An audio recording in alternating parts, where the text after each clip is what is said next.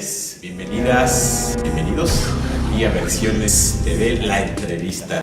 Y bueno, pues en esta ocasión nos acompaña la maestra Yoli García Álvarez, quien es comisionada presidenta del Instituto Veracruzano de Acceso a la Información, el IVAI. Muy buenas noches, maestra Yoli, gracias por acompañarnos. Hola Pepe, buenas noches, gracias a ti por el espacio. Bueno, pues recientemente, ya para entrar en materia en la charla, se ha generado por allí una serie de informaciones, notas informativas, incluso antes de entrar al aire lo comentábamos, que no hubo precisión en cuanto al enfoque de la información.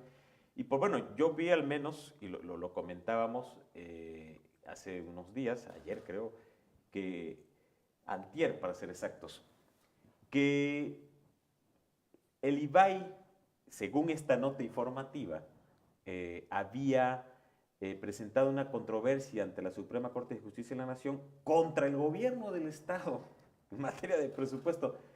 Esto es impreciso, lo comentábamos antes de entrar al aire, pero me gustaría mucho que nos los comentaras.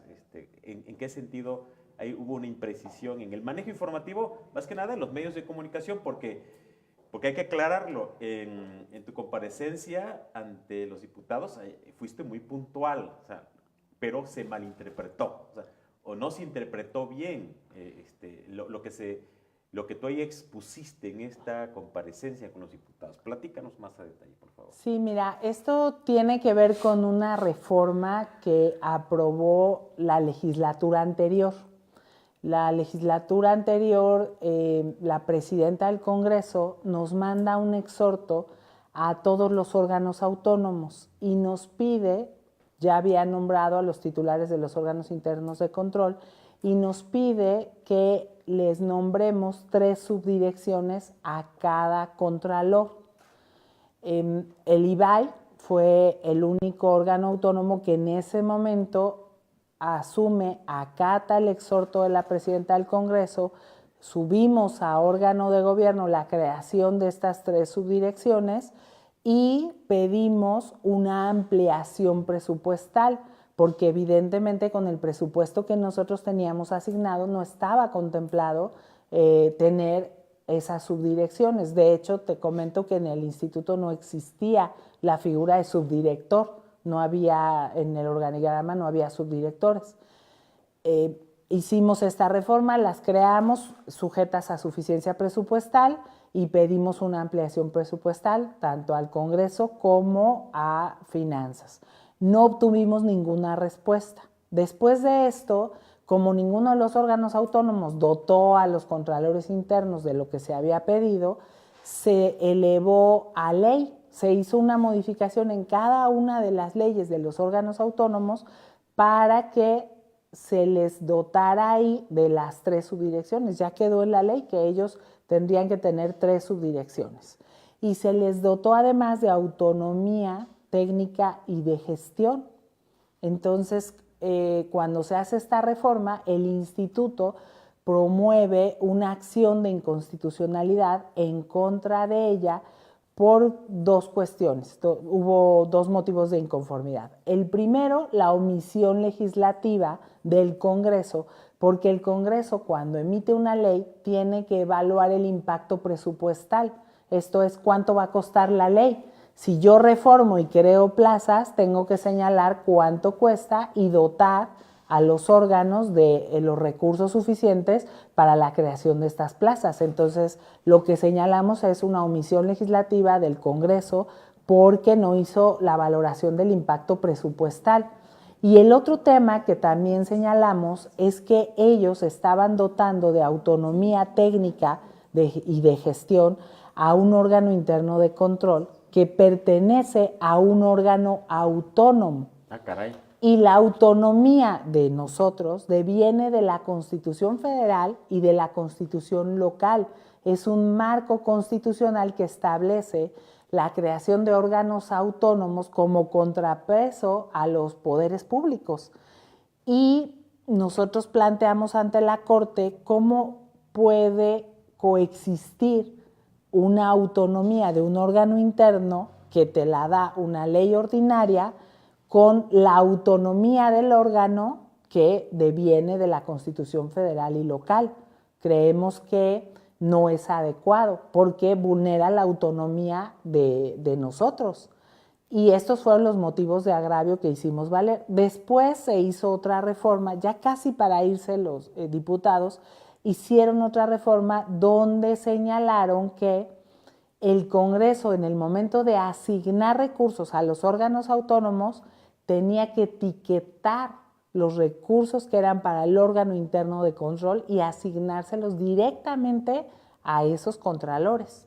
Entonces volvimos a promover otra acción de inconstitucionalidad, ahora señalando que se violentaba la autonomía financiera del instituto, porque nosotros el presupuesto que se nos asigna incluso ni siquiera, así está establecido, el gobernador puede modificarlo.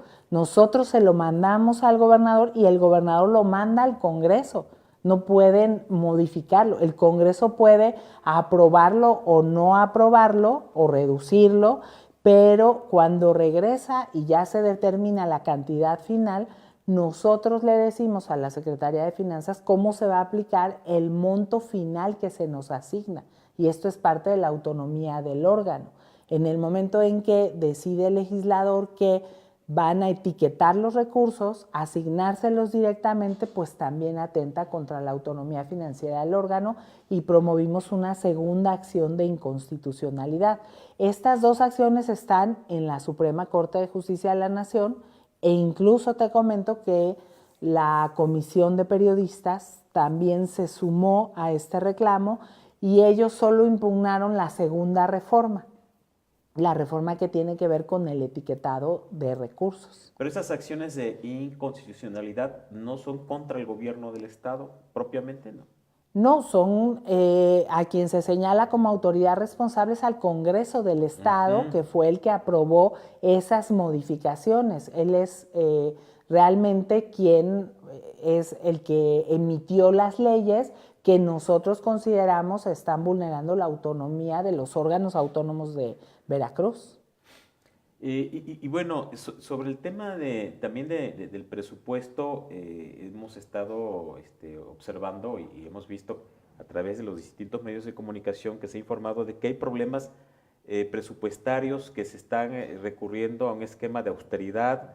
O sea, más allá de estas acciones de inconstitucionalidad, ¿cómo están sorteando esta difícil situación financiera? Creo que no se ha podido pagar, hay un adeudo de Cefiplan, sí, y no se ha podido pagar la renta del inmueble donde está el IBAI desde el año pasado, algo así, ¿no? Sí, mira, nosotros tenemos, más atrás. Tenemos adeudos de administraciones de 2016 y 2017. Nosotros hemos ido haciendo gestiones directamente ante la Secretaría de Finanzas para que se nos cubran esos adeudos. Incluso dentro de esos adeudos no solo hay adeudos de lo que corresponde a renta, también hubo adeudos de nómina. Nos dejaron de administrar 3 meses de nómina completa de todo el instituto. Falta administraciones de los impuestos que tenemos que pagar. Del ISR, ¿no? Del ISR y del 3% a la nómina. Entonces, a través de las gestiones que fuimos haciendo ante Finanzas, por ejemplo, logramos hacer una condonación del impuesto del 3% a la nómina por cuanto hacía 2016, no así por cuanto hace a 2017. En 2017, cuando se revisa la cuenta pública, el órgano de fiscalización nos hace una observación respecto de esta falta de administraciones y él señala, la dirección de administración, el secretario ejecutivo han hecho gestiones para que se pague, pero no hay una sola gestión del órgano interno de control del instituto. Entonces queremos que el órgano interno se involucre y se hagan acciones para lograr realmente que se cubran las administraciones. El órgano interno de control que hace nos da vista al Pleno y el Pleno lo que determinamos nosotros fue que pues había que hacer acciones de otro tipo ya para lograr el pago de esas administraciones que nos adeudaban, sobre todo porque acababa de salir ya también la sentencia de primera instancia donde nos ordenaban ya el desalojo del inmueble por falta de pago de rentas. ¿Todavía no se ha pagado? No. Y bueno, ya estamos en la segunda instancia, ¿no? Ah, caray. Lo que hicimos nosotros fue presentar 3 denuncias. Una denuncia ante la Fiscalía, de tipo penal, para señalar el incumplimiento de un deber legal. Esto es, llegaron los recursos a la Secretaría de Finanzas, debieron asignarse y alguien no los asignó. Señalamos como posible responsable a quien ocupaba la Secretaría de Finanzas y o a cualquier otro más porque... ¿De la pasada administración? Sí, de la pasada administración. Todas las denuncias se presentaron en la pasada administración. Y puede ser él u otras áreas u otros titulares, servidores públicos de la propia Secretaría, porque pues, son distintas áreas las que tienen que ver con la administración. Entonces, ahí presentamos una primera denuncia ante la Fiscalía. La segunda denuncia fue... ¿Por qué delito sería prácticamente? Por incumplimiento de un deber legal, okay. Es el que pudiera tipificarse, el que va a determinar si se tipifica o no es la propia Fiscalía. La segunda denuncia fue ante el propio Congreso, porque es el Congreso del Estado el que revisa la cuenta pública. Y le dimos vista, presentar una denuncia ante el Congreso del Estado porque él aprueba la cuenta pública. Y la tercera fue ante la Contraloría General del Estado, porque puede haber responsabilidades de diversos servidores públicos y ellos pudieran aplicar otro tipo de sanciones, como la inhabilitación, ¿no? Como que hubo omisión, ¿no? Sí, de exacto, por la del omisión. Anterior Contralor, ¿no? No, nosotros presentamos la denuncia contra Finanzas, el secretario de Finanzas o quien resulta responsable, pero ante la Contraloría General del Estado, porque la Contraloría General del Estado en ese caso puede pedirle desde el Contralor de la Secretaría de Finanzas que por qué no se hizo la observación de que no se estaba administrando, no se estaba cumpliendo con sus obligaciones. Entonces se presentaron esas denuncias y nosotros hemos señalado, el IBAI ha tenido una política de austeridad de recursos desde hace varios años. Y gracias al manejo eficiente de los recursos, por ejemplo, no les quedamos a deber nunca sueldo a ningún empleado del instituto, pese a que fueron 3 meses en que no nos ministraron salarios. Entonces nosotros, de los ahorros que hemos venido haciendo, del cuidado en estos recursos, logramos no tener adeudos, por ejemplo, con nuestros trabajadores, que consideramos que el salario de ellos pues debe respetarse, de ellos dependen familias enteras. Y digo, para comentarte algún tipo de medidas de austeridad que nosotros tomamos se gastaba muchísimo dinero en viáticos en el instituto para las notificaciones de las sentencias. Tienes que notificar a sujetos obligados en todo el territorio del estado. Eso implica que después de cada sesión, imagínate que haya un asunto de Tuxpan y uno de Coatzacoalcos y uno en Córdoba, pues hay que mandar notificadores a esos lados. Lo que hicimos fue crear un sistema de notificaciones electrónicas, hacer un convenio con los sujetos para que ellos aceptaran que las notificaciones se hicieran vía correo electrónico, digámoslo así, y ellos la reciben y tiene el mismo valor que si fuera un notificador. Creamos un sistema muy sencillo, que es como si recibieras un correo electrónico, que no tiene respuesta. Nada más es para que tú lo recibas y nos arroja a nosotros un ticket de que ya fue recibido y imagínate que estamos resolviendo... ¿Cuántos ahorraron entonces? No, muchísimo dinero, pues estamos resolviendo más de 200 asuntos en cada sesión. Pero aproximadamente como cuántos se ahorraron al hacer ya las notificaciones de manera electrónica. Bueno, no te sabría decir una cifra, pero fíjate que sería bueno sacarla de los años que tenemos ya con este sistema. Pero sí es una buena cantidad de dinero. Es muy buen ahorro. Bueno, a propósito de cantidades de dinero, de esta denuncia que se presentó por incumplimiento de un deber legal en contra de Cefiplan, traducido en dinero, como cuánto, o sea, de cuánto se está hablando de esas administraciones que no llegaron al IBAI. Son más o menos 10 millones y medio de pesos lo que no llegó al instituto. Si tú tomas en cuenta que el presupuesto del instituto es de 43 millones de pesos, pues sí es una cantidad bastante importante. Y de ahí el principal problema, el de la renta, es un poco más de de 1.200.000 pesos, de lo que adeudamos de renta. No digo, no te sé decir la cantidad exacta porque hay cada mes que se deja de pagar hay una pena que nos van poniendo por el retraso, entonces la cantidad va creciendo cada mes. Esa es la parte como más fuerte de lo que se debe. Están los impuestos pues, que hay que pagar al SAT. Tenemos entendido, no somos el único órgano que debe impuestos y nosotros tuvimos, a partir de que llegó el nuevo secretario de Finanzas, ya tuvimos reuniones con él, platicamos sobre la situación financiera del instituto, incluso la posibilidad de que del adeudo que se nos debe se nos pague la parte de las rentas, porque esto nos permitiría poder llegar a un convenio con quien nos renta y quedarnos en el instituto. Retomamos también con ellos un tema que es muy importante. Hace más de 2 años estamos haciendo trámites para que se nos dote de un terreno y nosotros podamos bajar recursos federales para construir nuestro propio edificio. El trámite iba muy adelantado, se autorizó por finanzas, se mandó a la oficina del gobernador para que él la autorizara, mandara al Congreso y se pudiera escriturar y ahí se quedó parado. Nosotros no podemos pedir recursos federales si no tenemos un inmueble escriturado a nuestro nombre.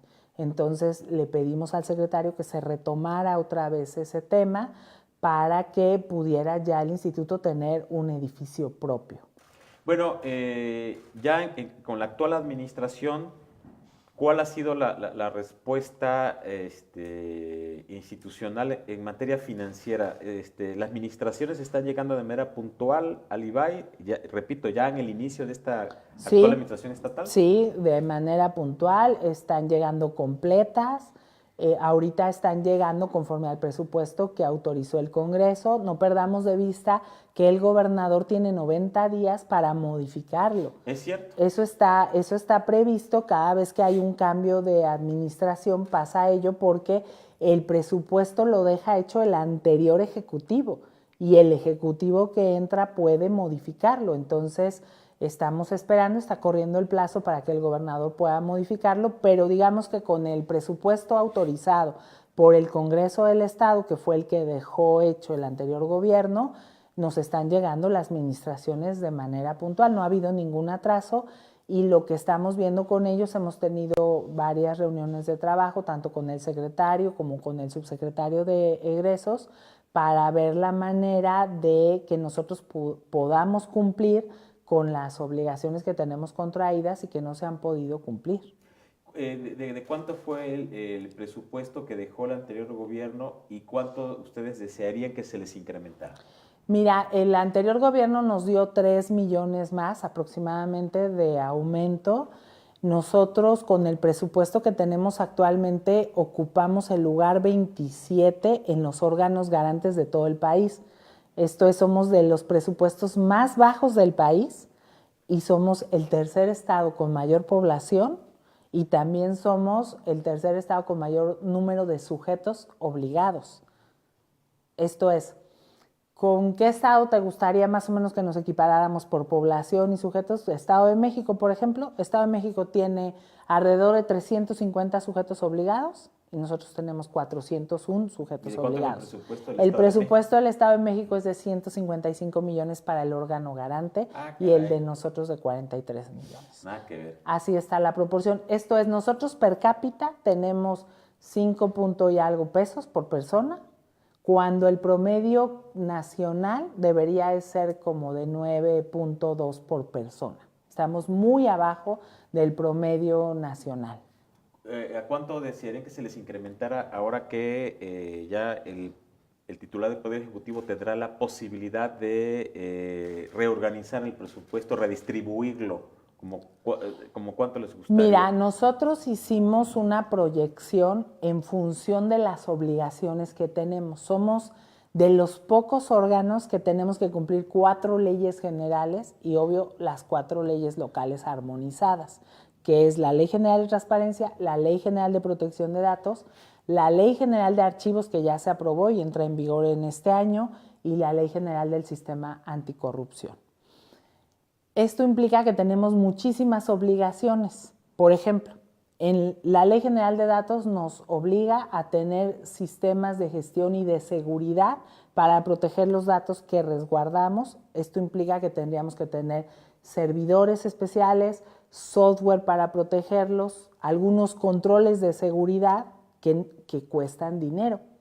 La Ley General de Archivos dice que tenemos que hacer un proceso de digitalización de los archivos, que también implica que tendríamos que tener escáneres especializados, que tendríamos que tener servidores que tuvieran la capacidad para resguardar toda esa información y no lo tenemos. Entonces, nosotros incluso platicamos y nos acercamos con el Congreso y con la propia Secretaría de Finanzas para plantearles que teníamos que pedir un presupuesto adecuado si no incurríamos en responsabilidad. No es lo mismo que yo diga, yo lo pedí y no me lo dieron, cuando alguien me reclame por qué no tengo todo lo que tenía que tener, a decir, pues no lo pedí.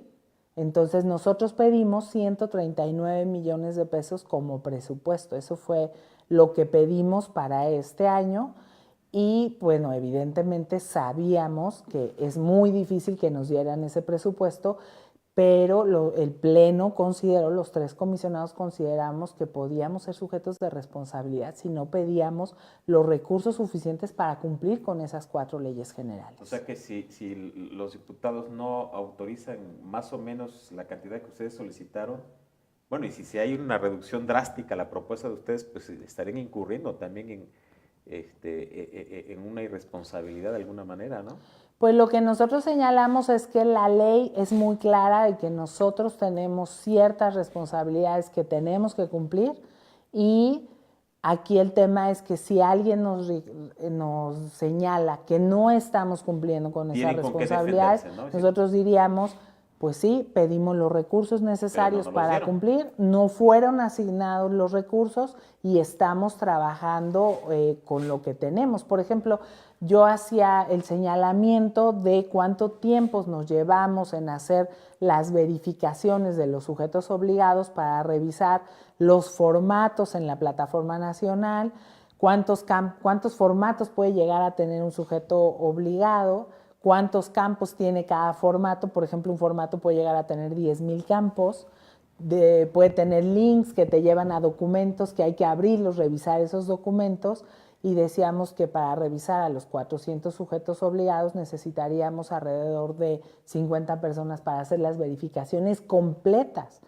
Y por ejemplo, el área que está destinada para eso tiene 7 personas. Habilitamos nosotros personas de otras áreas para que se hagan y tenemos 11 personas haciendo verificaciones, pero no son suficientes para completar los procesos. Muy bien.